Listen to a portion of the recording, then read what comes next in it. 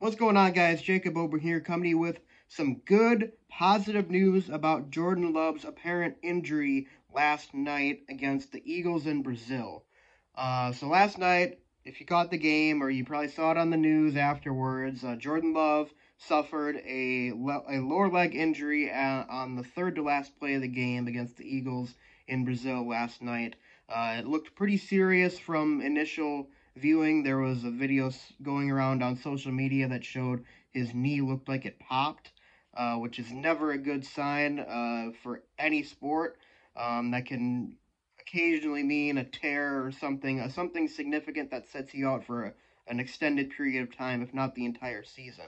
But the news today is that Jordan Love's injury is an MCL sprain and that there is no damage to his ACL, which means that Jordan Love will play again this season for the Packers. And the initial time frame, according to Tom Pelissero, I believe he was the first to report it, was 3 to 6 weeks.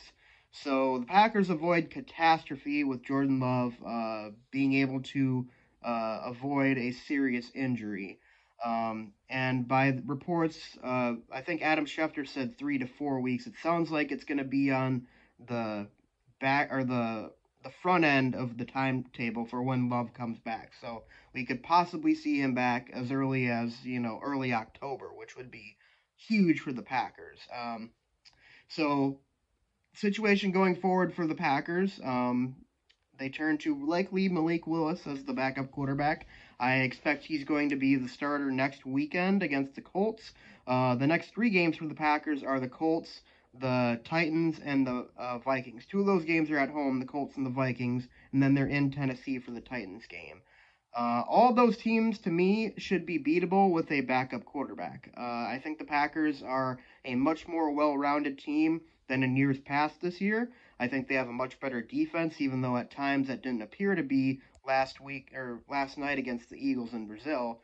But I really think this group as a whole, there's a lot of really talented playmakers on the offense.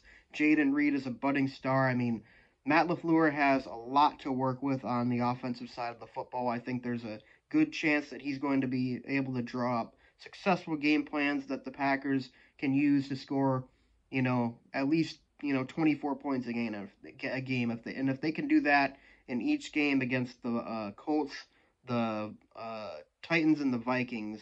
I think the Packers would be in pretty good shape to at least win 2 of those. And Josh Jacobs and Emmanuel Wilson, the Packers are probably going to have to lean on their running game without, a real number 1 quarterback. So I would anticipate those 2 are going to get a lot of carries, and both of them looked very good last night against the Eagles, especially Jacobs in the second half. He was breaking off some huge runs that kept the Packers in the game. So I would be looking to the Packers utilizing the run game heavily. Hopefully they can have a lot of success on the ground, and that would make Malik Willis's job a lot easier.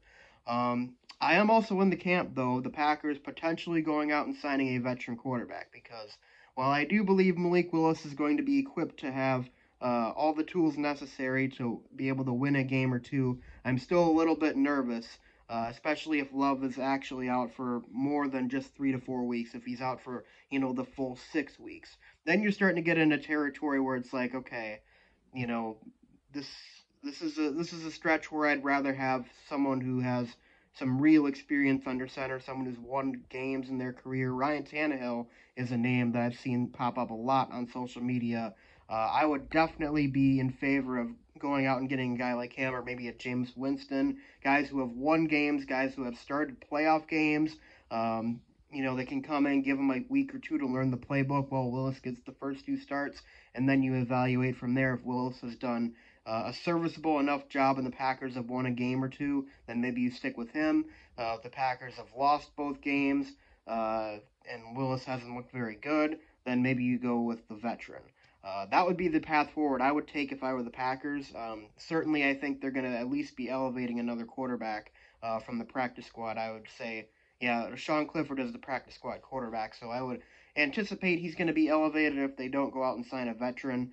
But, I think Malik Willis, he's definitely better than the situation we had at backup quarterback a few weeks ago, because I really do not trust Sean Clifford to win an NFL football game. He looked atrocious in the preseason.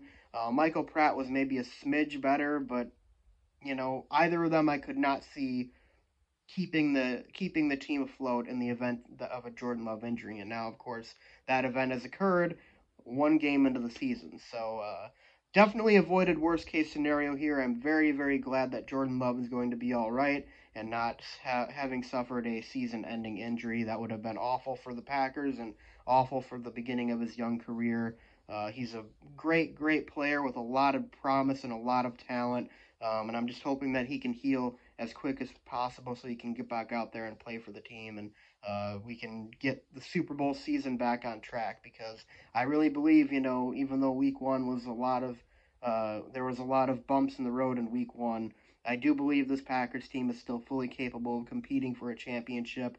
They showed off their explosiveness on offense, and their defense did make some highlight reel plays. So if they can clean up the issues that they had in the prior game in week one. It was very much a Packers week one-esque performance. If they can clean that up and they can play and execute a lot cleaner and a lot better, then maybe we could see this Packers team win a few games without their starting quarterback, Jordan Love, and maybe when he comes back, they'll be ready to fire on all cylinders. So, anyways, guys, I just wanted to share that news for you. Jordan Love avoiding a major injury, and hopefully we can see him back on the field as soon as possible. But in the meantime, guys, thanks for watching. Be sure to leave a like and subscribe, and I'll see you guys next time. Go Pack, go.